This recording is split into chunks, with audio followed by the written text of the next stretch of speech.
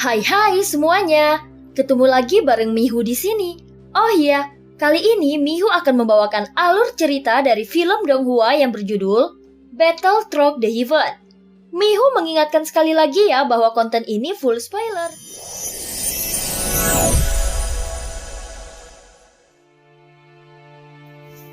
Melanjutkan dari kisah sebelumnya. Sebelumnya langkah pertama dari 7 langkah Dewa Pembunuh dihancurkan oleh Ning Yao. Sehingga Xiaoyan bermaksud menggunakan kekuatan tubuh fantasi Dewa Emas. Namun saat mengetahui Xiaoyan meragukan kekuatannya, Jin Huanshen langsung marah kepadanya. Dia merasa Xiaoyan meremehkan seni bela diri miliknya.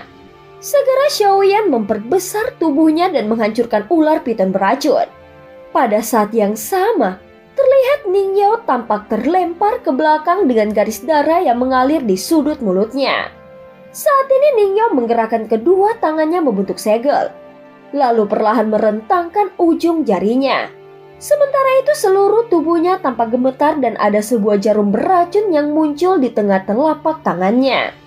Menghadapi serangan Xiaoyan yang menderu, Ning Yao mengangkat tangannya dan melambaikan jarum beracun itu. Saat jarum beracun mendekat, tampak angin puyuh hijau dari gas beracunnya yang muncul di sekitarnya. Jarum beracun itu sendiri berputar dengan cepat dan langsung menuju ke arah Xiaoyan. Tepat setelah Ning Yao melemparkan jarum beracunnya, Xiaoyan segera bergerak untuk menghindarinya. Namun dia merasakan perubahan halus yang terjadi di tubuhnya. Dia jelas sudah keluar dari gumpalan gas beracun. Tetapi pada saat ini efek pil detoksifikasi di tubuhnya langsung bekerja dengan liar. Hal ini menunjukkan bahwa racun yang kuat diam-diam memasuki tubuhnya. Saat ini dia tidak bisa membuang waktu lagi dan harus menyelesaikannya dalam waktu sesingkat mungkin. Dia segera memutar tubuhnya dan terus menghindari jarum beracun. Namun itu adalah momen yang tepat bagi Ning Yao untuk memasukkan racun yang tidak terlihat ke dalam tubuhnya. Pada saat ini segera Xiaoyan mengambil pil detoksifikasi lagi dan melemparkannya ke dalam mulutnya. Tetapi dia tidak langsung menelannya. Tentu saja dia harus mengambil semua tindakan pencegahan.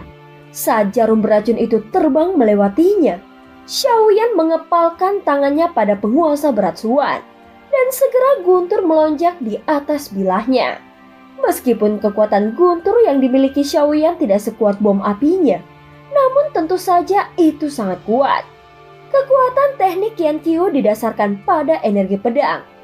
Tetapi penguasa berat Suan Xiaoyan justru sebaliknya. Kemudian cahaya merah yang mengandung guntur dan tampak seperti naga segera naik ke langit. Ketika Ning Yao melihat ini, dia mengangkat tangannya dan seketika kalajengking merah muncul. Tentu saja ini sangat beracun. Dan binatang ini merupakan racun yang diubah oleh Ning Yao. Kemudian dia melambaikan tangannya dan kalajengking beracun itu terbang keluar hingga ratusan kaki menuju ke arah Xiaoyan. Naga merah. Metode ini terlalu lemah. Mungkinkah dia masih menguji hal yang belum diketahuinya? Mata Ning Yao sedikit merah seolah-olah sedang menghadapi keterampilan bertarung tingkat kuno yang ditampilkan oleh Xiaoyan. Namun dia merasa itu sangat rentan di matanya. Faktanya, gerakan yang dilakukan Xiaoyan hanyalah gerakan yang acak. Tentu saja apa yang dia lakukan tidak cukup untuk ditanggapi dengan serius oleh Ning Yao. Saat berikutnya Ning Yao sekali lagi melambaikan tangannya ke udara. Dan seekor ular piton beracun tampak bergerak di sekitar Ning Yao. Dia tidak berhenti menciptakan makhluk lainnya. Dan sepertinya makhluk ini dapat dibuatnya dari udara tipis hanya dengan gerakan pikirannya.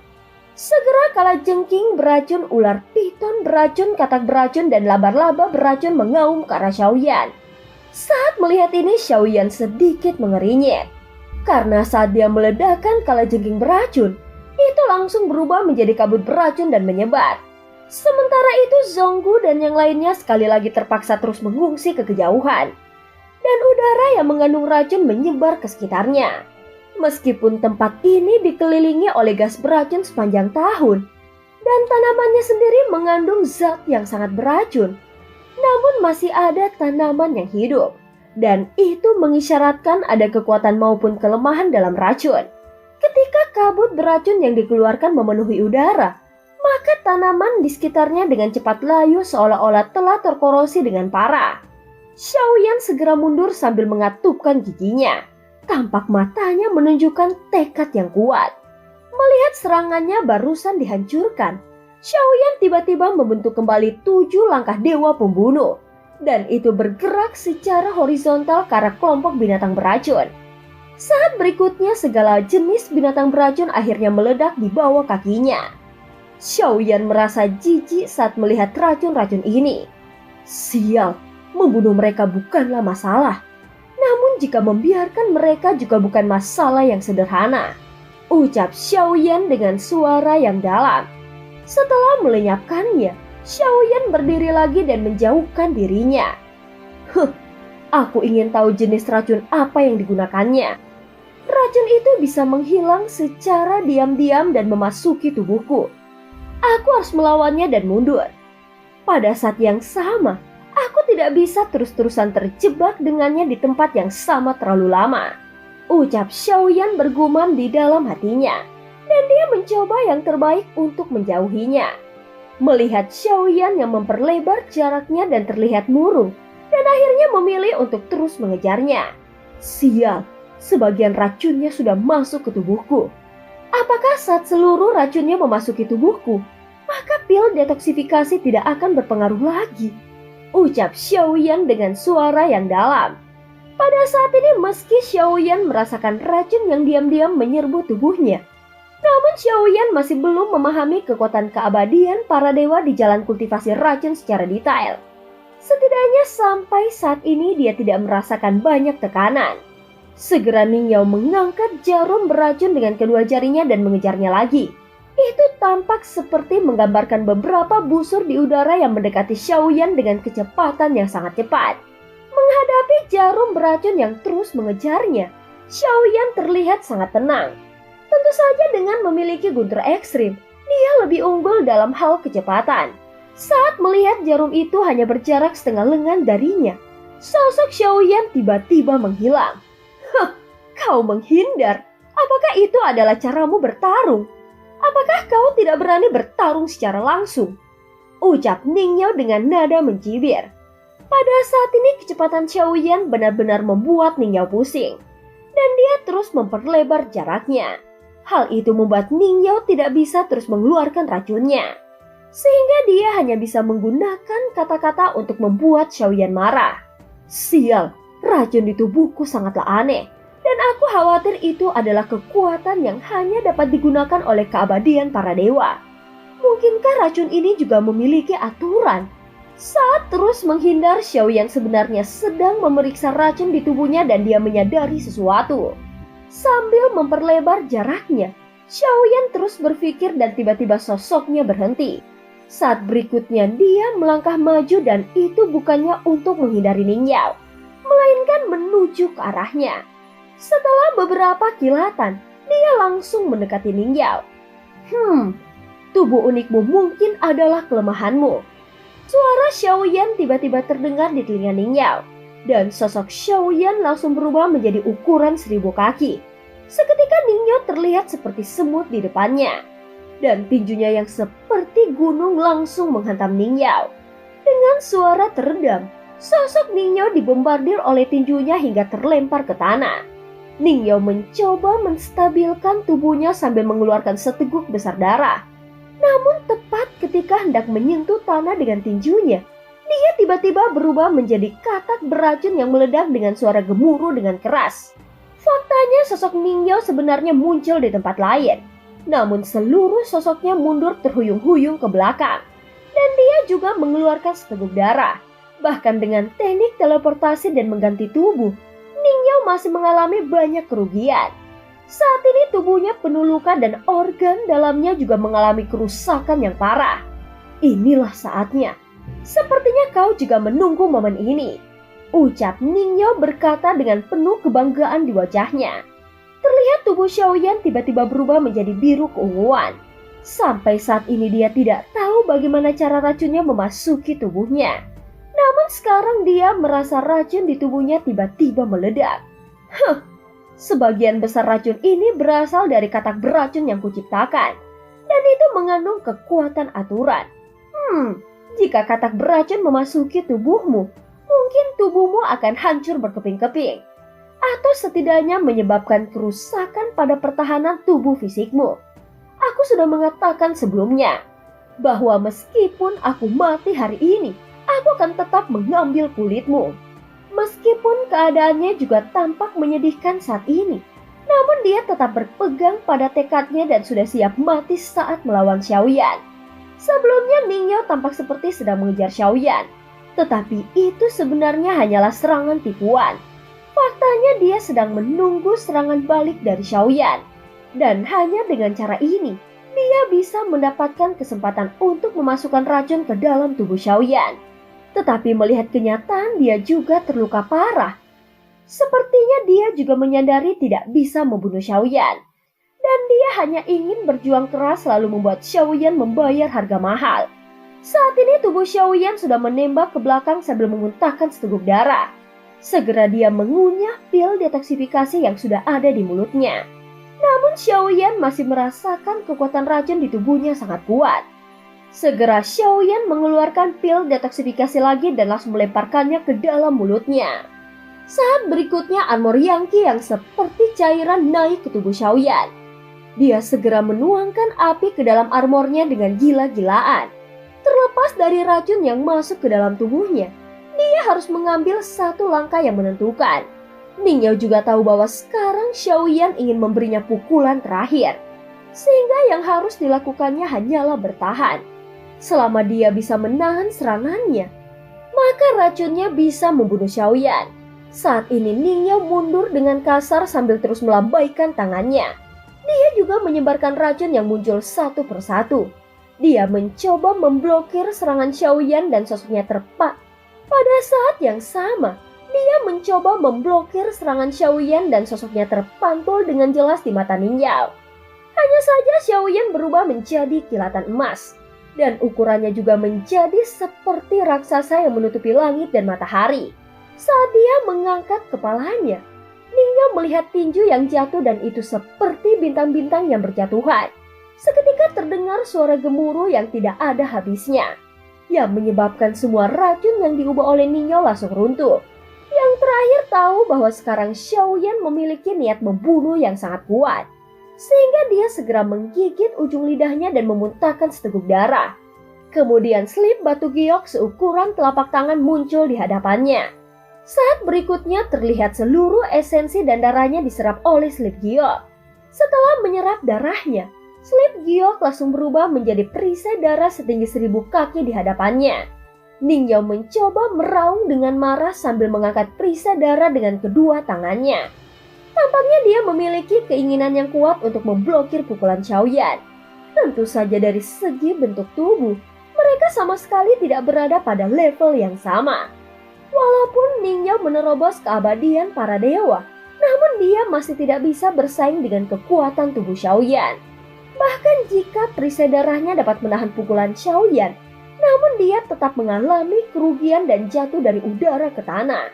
Pada saat ini Ningyo kembali menstabilkan tubuhnya, dan wajahnya memerah karena marah.